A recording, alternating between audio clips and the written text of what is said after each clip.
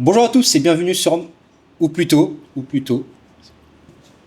que là on a un invité exceptionnel. Bonjour à tous et bienvenue sur Hors Média pour un nouvel épisode.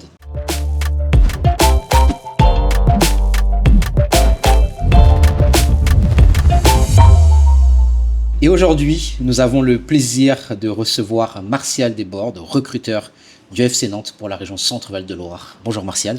Bonjour Exaucé, merci pour ton accueil et ainsi qu'à toute Comment ton ça va? équipe. Tout va bien. Tu nous as ramené du beau Ouais. matos là. Là, plus jaune, je Bon, pense qu'il n'y a pas. Non, c'est quelques souvenirs de ma carrière en fait. Ouais. On voit des maillots signés là pour Martial. Ouais. C'était qui ce maillot? Celui-là c'est Vincent Bessa. Ok, impeccable. Bon, on va en parler, Martial, on va en parler. Pour commencer, Martial, cette interview, comment es-tu arrivé dans le milieu du recrutement? Était-ce un projet dès le départ? Alors je suis arrivé dans le milieu du recrutement tout simplement comme un jeune au départ qui aime le foot, qui pense pouvoir en faire une partie de son métier. Donc ça passe par des observations de matchs. Ça commence au début par des vacances à Guingamp, d'où je suis natif du côté de ma mère. Donc j'allais voir tous les entraînements de l'enfant de Guingamp. Et c'est vrai qu'il y avait Guy Lacombe qui venait me voir à la fin de l'entraînement, me demandant ce que je venais faire ici à chaque entraînement de son équipe, qui me propose d'intégrer l'en avant de Guingamp. Au départ, ça commence par Guingamp. Et qui me dit, écoute, moi j'aimerais que tu travailles pour moi, parce que je pense que tu as les capacités à observer des joueurs. C'est tout simplement une affaire de rencontre et d'hommes. Et puis finalement, Guingamp, ça se finit un peu comme ça a commencé, c'est-à-dire très vite. Sauf que Guy Lacombe, qui croyait en moi, téléphoné au FC Nantes et à Vincent Brasiliano en disant écoute, je pense que ce gars-là, tu devrais le prendre. Et Vincent m'a téléphoné en me disant écoute, tu viens, tu montres que tu es capable, et si tu es capable, on fera quelque chose pour toi. Et j'ai intégré le FC Nantes très peu de temps après, vu que ça a duré 3 mois, en fait, la période d'essai. Et depuis combien de temps, depuis combien d'années fais-tu ce métier? Alors j'ai commencé en 2001, donc ça fait 25 ans. Et à Nantes, tu as commencé à Nantes en 2001 ou t'as Je commencé... commence à Nantes en 2001. Alors, réellement, en fait, Guingamp, je le compte pas parce que en fait, je téléphone pour 3 joueurs que tu connais certainement. Karim El Mouabé, Vincent Bécard et Mohamed Larbi. Et le gars de Guingamp me dit, je crois que t'as pas compris l'exigence qu'il y a pour le haut niveau. Ok. Bon, je pense que c'est lui qui s'est trompé à la finale. Ouais. Pourquoi avoir choisi le FC Nantes, un club réputé pour sa formation, on le sait? Le FC Nantes, en fait, c'était vraiment une affaire d'hommes. Et puis le fait qu'il y ait un passif FC Nantes avec la région centre, ça m'a facilité l'arrivée. Sans oublier le père de Pascal Loco, qui a été aussi quelqu'un de très important pour moi, pour l'intégration à Nantes, vu qu'il m'avait fait en fait un courrier en me disant prenez ce gars-là. Donc ça fait beaucoup d'éléments, et c'est comme ça que je me suis retrouvé à Nantes en fait. Qu'est-ce qui différencie le FC Nantes des autres clubs pour toi? Alors, ce qui différencie le FC Nantes des autres clubs, c'est la stabilité, c'est le patrimoine aussi. C'est un club qui est 8 fois champion de France, qui a fait plus de 100 matchs de Coupe d'Europe. C'est une stabilité au niveau de la cellule recrutement. C'est beaucoup de patrimoine. Le FC Nantes, c'est une région qui vit pour le football, avec des vrais supporters. On a un stade qui est souvent très plein, donc des fois les supporters sont contents, des fois ils sont un peu moins contents. Mais ça fait partie de la vie d'un club de foot. Pourquoi la région Centre-Val de Loire est-elle importante dans la stratégie de recrutement du club? Mais en fait, c'est très stratégique la région centre, du fait qu'il est malheureusement pour la région, qui n'est pas vraiment un club pro phare de club de Ligue 1, de Ligue 2. Aujourd'hui, le plus haut reste Orléans en national, mais c'est vrai que du fait qu'il n'y ait pas de structure pour aujourd'hui faire venir les jeunes, pour nous comme pour d'autres clubs professionnels, c'est une terre de football qui est intéressante à travailler. On va en reparler de ce Ouais, club sans phare, problème. Sans problème. le S Orléans. Concrètement, à quoi ressemble une semaine type pour toi? Alors la semaine type, il n'y a pas réellement de semaine type. On s'adapte en fonction des programmes, de l'évolution aussi, parce que des fois il y a des impératifs à ne pas louper, des matchs à ne pas louper chez les jeunes comme chez les pros, vu que moi je couvre de 12 jusqu'à la nationale.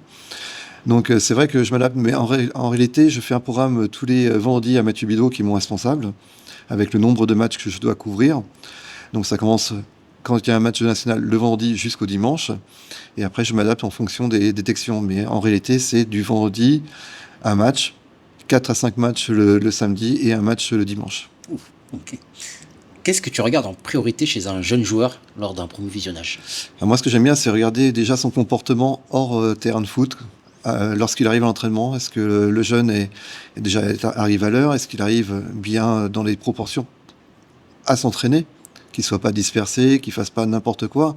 Après, les critères de recrutement aujourd'hui, ils sont autant physiques que techniques. Mais moi, je pense qu'il faut regarder aujourd'hui le mental du joueur parce qu'on a des évolutions qui sont importantes là-dessus. Quel est le profil idéal recherché par le FC Nantes aujourd'hui? Un joueur qui soit intelligent sur le terrain, Mhm. c'est pas forcément un bac plus 18 qu'on recherche, mais quelqu'un qui comprend les consignes, qui ait des caractéristiques physiques, parce qu'aujourd'hui, il faut pas se mentir, on est en recherche de joueurs qui ont des caractéristiques physiques. Ça correspond à un joueur, pas un joueur qui fait 2,12 m, mais un joueur qui est capable de répéter les efforts, des courses à haute intensité, qui est techniquement, il faut pas l'oublier, ça reste un jeu où il faut adapter le cerveau et les pieds, donc il faut quand même avoir les pieds au départ, mais il faut avoir des caractéristiques physiques.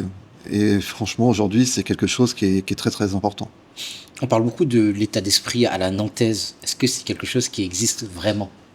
C'est ce que je te disais, là, en fait, l'état d'esprit à l'Antès, c'est un joueur qui est capable de réfléchir et de faire le bon déplacement au bon moment, de faire la passe au bon moment aussi. Et c'est ça le jeu à l'Antès, c'est le déplacement, la compréhension du jeu. C'est pas courir pour courir. Il faut avoir quelque chose dans la tête pour pouvoir réussir à Nantes. Tu as notamment recruté Thomas Basila, Ouais, Thomas Jean-François Opa ou encore Jonathan Nsondé. Ouais, ravi de ce connaît, Kadosi pour continuer qu'on connaît très bien ici et encore d'autres. Hein. Peux-tu nous raconter comment tu les as découverts? Tiens, on va commencer par Thomas. Comment tu l'as découvert? Alors Thomas, c'est hyper intéressant comme profil parce que Thomas est passé à côté de tout. Pas de sélection départementale, pas d'IFR de Châteauroux. En fait, t'as les radars et puis malheureusement pour lui et heureusement pour nous, parce que peut-être qu'on n'aurait pas pu le faire sinon, c'est un jeune qui est passé complètement à côté du truc. On dit tout le temps les mailles du filet, c'est difficile à passer à travers, mais Thomas en fait partie, c'est-à-dire que pas visible. Et moi, à chaque fois que j'allais à l'USO, je dis, ce gamin-là, il a quelque chose. Et puis une fois, 2 fois, 3 fois, 4 fois, tu retournes voir le même joueur, et 4 fois, tu dis, mais ce joueur-là, il a vraiment quelque chose. Et ça s'est avéré vrai, comme pour des fois, des fois on se trompe, hein, mais là pour le coup, ça s'est avéré vrai. Ça a été un vrai bon recrutement. C'est un jeune qui a été après tout de suite en équipe de France et qui a percé relativement pro rapidement. Et Jean-François Opa? Jean-François Opa, lui, c'est différent. Lui, il était dans les bons timings. Okay. C'est-à-dire que Jean-François, il était connu des détections. Il a fait l'IFR de Châteauroux. Il a fait aussi équipe de France. Et après, en fait, Jean-François, ça a été dans une logique aussi de recrutement qui a été faite assez rapidement. Et Jonathan Nsondé? Alors Joe, lui, c'est Olivier au départ. Okay. Contrairement à Jean-François et Thomas qui étaient à l'USO. Joe, je connaissais depuis très tôt. Tout simplement parce que dans ce milieu-là, il faut croire en tes yeux, mais il faut aussi de temps en temps entendre ce que te disent les éducateurs. Et moi, il se trouve que j'ai un ami qui s'appelle David Notin, parce qu'il faut à un moment donné rendre à César ce qui appartient à César, qui m'a dit, écoute, viens voir ce gamin-là, j'ai un joueur vraiment de bonne qualité chez moi. Et du coup, je suis allé à Olivier, puis après, on l'a recruté rapidement aussi. Bernard Blanchet est passé le voir. Voilà, il y a tout un process, hein, c'est-à-dire qu'en fait, tu ne recrutes pas un joueur sur un match, tu recrutes sur 2, 3, 4 matchs. Et à partir du moment où à chaque fois ça coïncide, là, tu peux dire que tu es sur une bonne pioche. Alors, il y a un point commun avec les trois, c'est que les trois viennent de Saint-Marceau. Ouais. Est-ce que tu as fait exprès? Est-ce que tu passais souvent à Saint-Marceau? En fait, moi, ce que j'aime bien, c'est cet esprit justement un peu quartier, un peu communautaire aussi. Il faut dire les choses comme elles sont. Et c'est vrai que quand tu as la confiance d'une communauté, c'est plus facile de recruter sur les mêmes profils de joueurs. Et Saint-Marceau, on sait qu'à Orléans, c'est un quartier où il y a beaucoup d'origine de Congolais. Il y a beaucoup de talent. Voilà, beaucoup de talent avec beaucoup de Congolais. Donc les deux sont compatibles. Et c'est vrai que c'est Saint-Marceau, après c'est Nsapu qui est aussi de la même origine à Saint-Jean-la-Ruelle. Et c'est vrai que ce côté communautaire, moi j'aime beaucoup. Comment se passe la prise de décision entre recruteur, éducateur et direction? Alors au tout début, on va dire que le recruteur recrutait et l'éducateur faisait avec un peu le sentiment du recruteur. Aujourd'hui, c'est un peu moins vrai, c'est-à-dire qu'on travaille sur une prise d'info que je remonte donc à Mathieu Bidot, comme je te disais tout à l'heure, qui est le responsable de notre cellule. Et en fait, on va prendre la décision de faire ce jour-là, une fois qu'il va être aussi vu par nos éducateurs.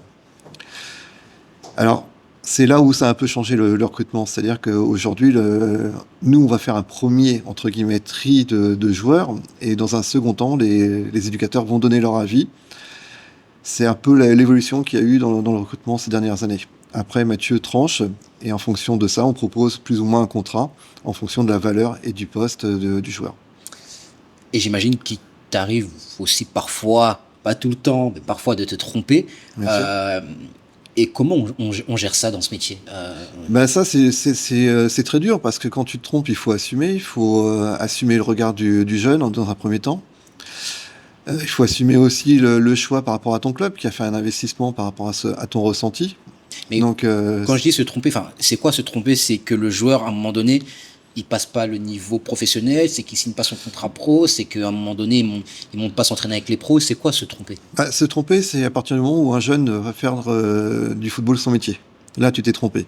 Si maintenant le jeune, il vit du football, ne serait-ce qu'en national, national 2, parce ils peuvent être salariés, tu t'es pas réellement trompé. Là où tu t'es trompé, c'est quand un jeune ne passe pas le cap d'en vivre. Hmm. Et là, c'est un vrai échec. Et dans ce cas-là, il faut quand même aussi l'assumer. C'est ce qu'on fait plutôt bien. Heureusement, on n'a pas trop d'échecs. Heureusement. Et quelle est la part d'intuition dans ton travail? 60%. 60%? Ouais. Ouais, 60% de ressenti. Hmm. 60% de ressenti parce qu'il y a des choses où on te dit on va pas faire. Et là, là c'est un peu compliqué parce que toi, tu sais qu'au fond de toi, tu devrais faire. Et à contrario, des fois, on fait des joueurs qu'on ne devrait pas forcément faire non plus avec le temps. Quel conseil donnerais-tu à un jeune joueur qui rêve d'intégrer un centre de formation? De croire en lui. De croire en lui, c'est bateau, mais c'est la réalité. C'est-à-dire qu'en fait, le seul qui peut déterminer s'il peut y arriver ou pas, c'est lui. Mais c'est assez vrai dans la vie de tous les jours. Si tu crois pas en toi, il faut mieux pas faire.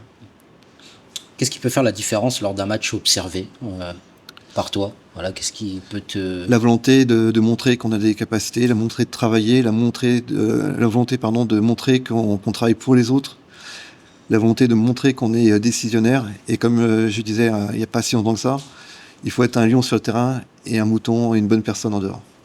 On va ouvrir, Martial, maintenant le dossier US Orléans et les jeunes.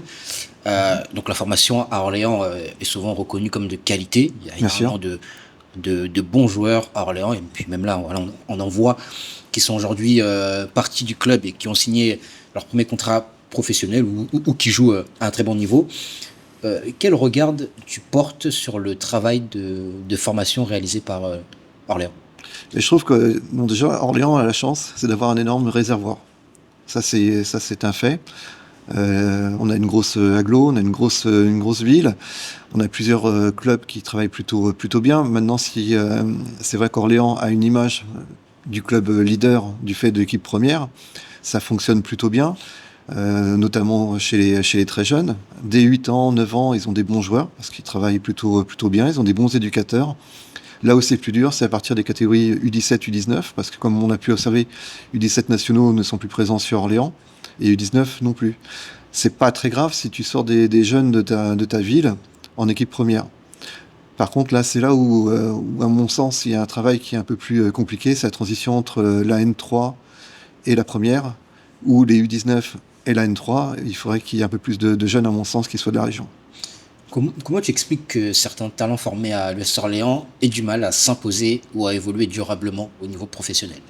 Non, je pense qu'on peut pas réellement dire ça parce qu'on a des jeunes qui fonctionnent plutôt très bien en haut niveau de la région. Hein. Après c'est plus dans le fait du nombre de joueurs. Mm. Mais il y a des joueurs, on parlait de Valère Germain, je parle de Valère Germain qui a quand même été formé une partie à Orléans, même si on peut parler de la SPTT d'Orléans, etc. Mais c'est un gars qui a fait une super carrière.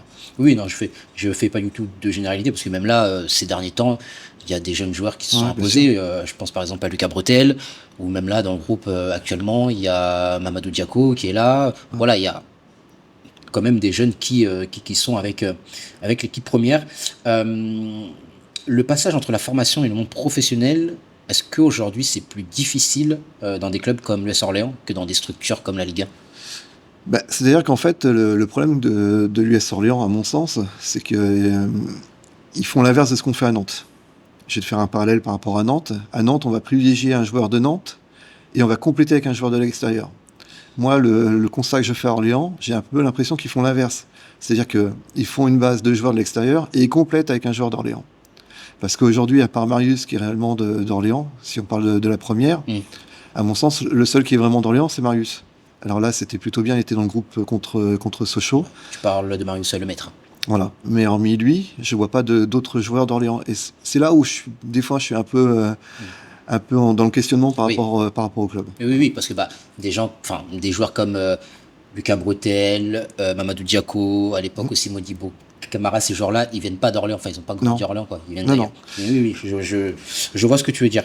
Selon toi, quel levier pourrait permettre à un club formateur comme l'US Orléans de mieux conserver et valoriser ses talents? Alors déjà, il y a un autre levier que j'aimerais bien aborder avec toi, c'est le fait de se dire, peut-être qu'on peut donner une chance à des joueurs d'Orléans qui ont été faire une carrière autre part et qui veulent finir. Qui veulent finir à Orléans. Alors là, j'ai un exemple très spontané, c'est Mohamed Larbi, qui habitait quand même à 300 mètres d'Orléans. Son souhait, c'était de venir finir sa carrière à Orléans. On lui a pas donné sa possibilité, on l'a pas interrogé. Ça, sur le coup, j'ai trouvé ça pas super. Ravitso Kadosi, il a fait la Coupe des quartiers, il était à côté d'Orléans, il joue quand même il joue au mondial, il est en Ligue 1 aujourd'hui, alors même si c'est un pays mineur, il joue en Ligue 1.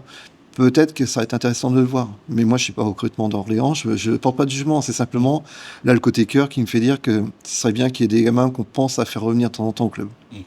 Il y a une petite question que j'aimerais aborder, parce qu'on fait souvent cet amalgame entre recruteur et agent. C'est quoi la différence? Alors c'est quoi la différence? Non, c'est très bien quand tu me poses cette question. Ce n'est pas la même chose. C'est pas du tout la même chose. C'est-à-dire que moi, je suis salarié d'un club qui est le FC Nantes.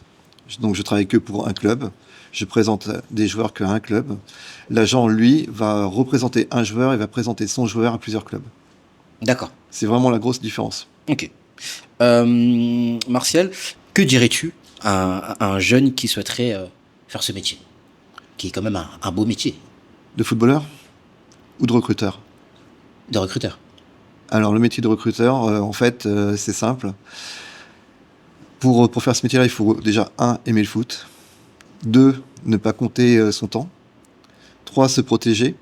Quand je dis se protéger, c'est se protéger de l'environnement et du football et ton environnement personnel, parce que de temps en temps, tu as des surprises qui sont pas super agréables.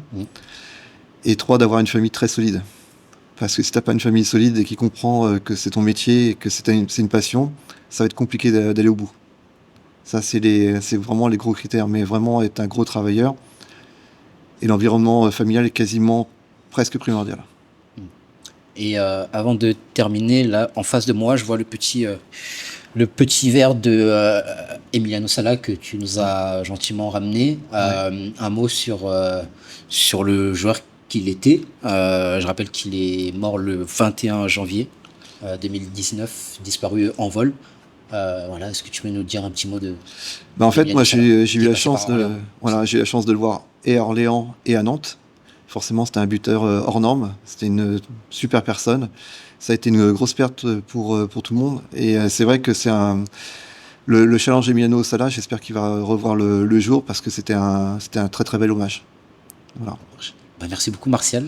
Écoute, c'est moi qui te remercie. Si tu me permets, je vais simplement compléter un peu les choses pour remercier justement, comme je disais, mon environnement proche, ma famille en premier lieu, que ce soit les enfants, ma femme et mes frères, parce que sans eux, j'aurais probablement pas fait cette carrière-là. Et je vais aussi rendre hommage parce que je me suis structuré moi en tant que recruteur, parce que de temps en temps, tu as de la frustration. Et aujourd'hui, je pense que c'est important de structurer mentalement, d'avoir un préparateur et mental, parce que c'est quelque part aussi une forme de réussite. Et je voulais remercier Virginie Barrault et pour la kinésiologie, parce que c'est important d'éliminer tout le stress. Voilà. Ça marche. Merci beaucoup, Martial, en tout cas. Merci à vous de nous avoir suivis sur Hors Média et à bientôt pour un nouvel épisode.